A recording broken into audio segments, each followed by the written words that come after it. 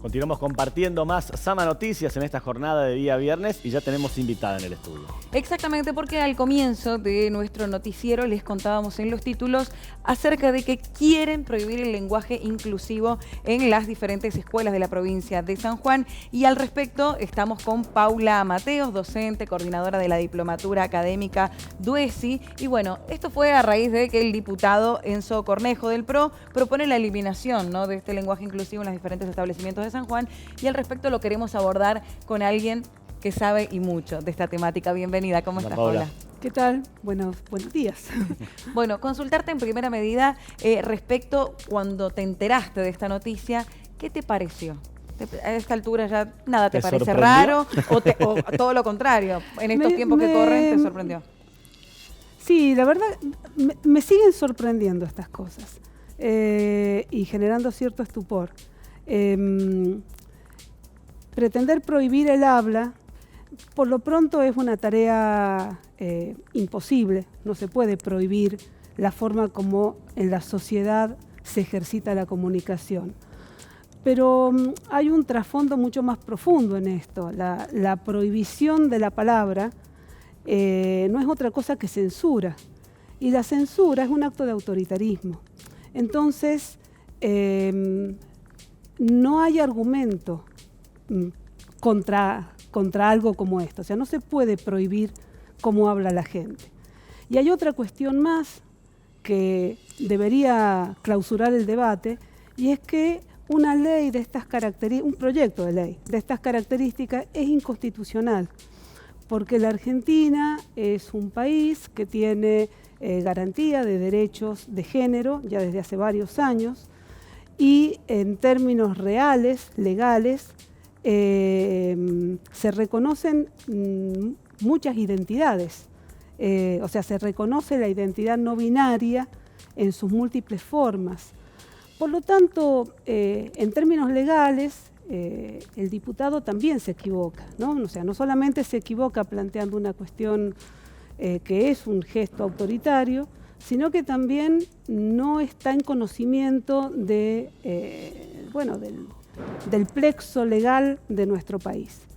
Esto es lo que te puedo decir así en líneas generales. Después podemos hablar de qué expresa o qué significa el lenguaje llamado lenguaje quiero preguntar inclusivo. si se realiza la lectura dentro del ámbito de conversación con algunos compañeros, compañeras, compañeres, sobre que es una cuestión solamente de impulso, por decirlo de alguna forma, político. Si se pone la mirada solamente en que esa es la idea. A ver, seguramente hay grupos que tienen necesidad de escuchar que algunas dirigencias políticas hacen este tipo de planteos. Hay grupos, hay partes de la sociedad que tienen esta necesidad. Y bueno, y este tipo de planteos responden a esos electorados. Bueno, pero hay electorados que tienen este tipo de necesidades. Si hay diputados que quieren decir eso, que lo digan, pero más allá de eso, es imposible parar, es imposible frenar, es imposible decirle a los adolescentes cómo tienen que hablar. Los adolescentes hablan como necesitan hablar y se comunican como quieren comunicarse, más allá de las reglas que se les pongan. Y por otro lado hay una cuestión que es profundamente política. El lenguaje es algo profundamente político, es un posicionamiento político permanente.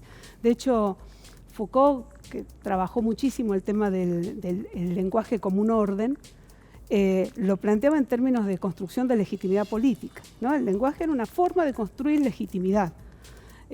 Yo hablo para que me quieran, para convencer, decía Foucault, ¿no?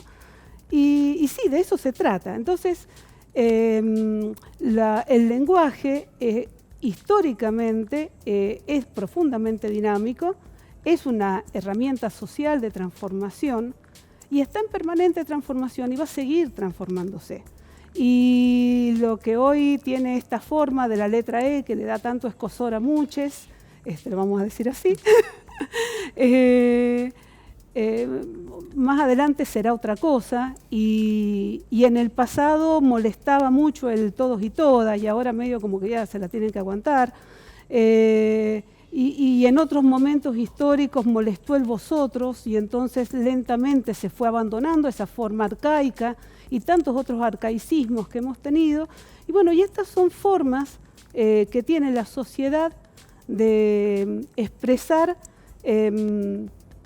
estados de ánimo que además a su vez ponen de manifiesto procesos sociales, porque siempre tenemos que pensar que cuando se habla se están diciendo cosas y no se están diciendo otras. Cuando se plantea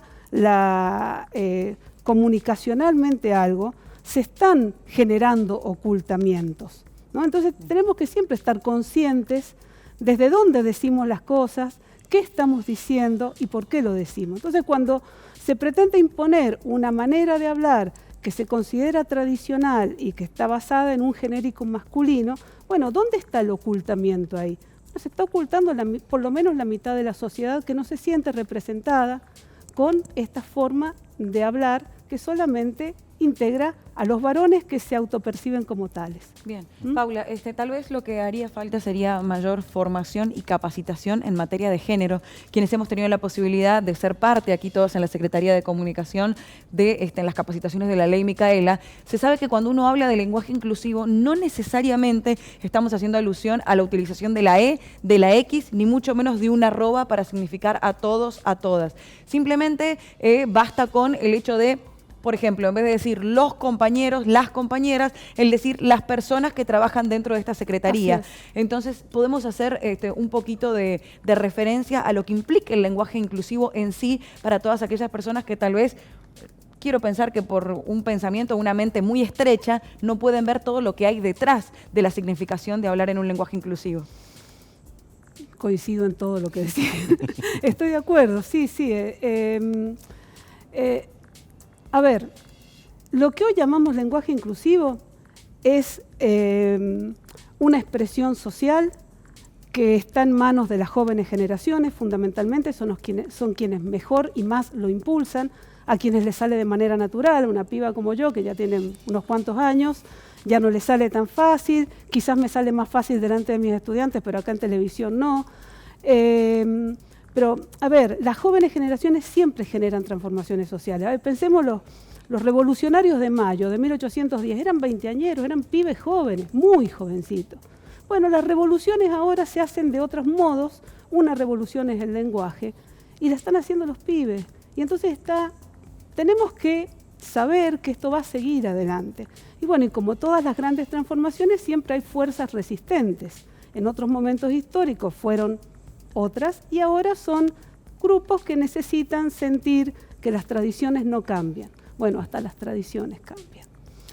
El tema es que lo intentan hacer desde lo prohibitivo, ¿no? Que eso bueno, también duele. Eso es lo delicado, ¿no? Vuelvo a lo que decía al principio. El gesto, el acto prohibitivo en relación al lenguaje, porque no estamos hablando de seguridad pública, de no pasar un semáforo rojo, estamos hablando de la cultura. El acto prohibitivo en relación con el lenguaje no es más que censura y eso se llama autoritarismo. Y entonces, bueno, ahí tenemos que pensar dónde nos estamos parando, si estamos sosteniendo un planteo de tipo autoritario. Yo tengo la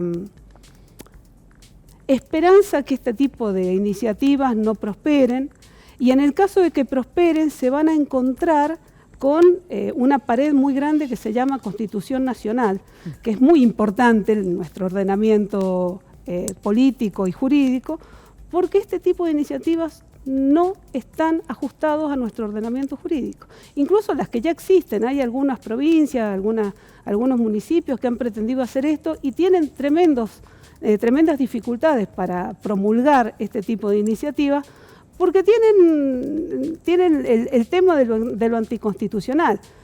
Más allá de que la mejor manera de que algo se consolide es prohibirlo. Entonces, vos querés que los pibes hablen con la E, prohibíselo. Más lo van a hacer. Lo van a hacer, claro, te lo van a hacer en todo momento y lo van a hacer perfectamente. Muy bien. Paula, un placer. Muchas gracias. Un gusto, un placer.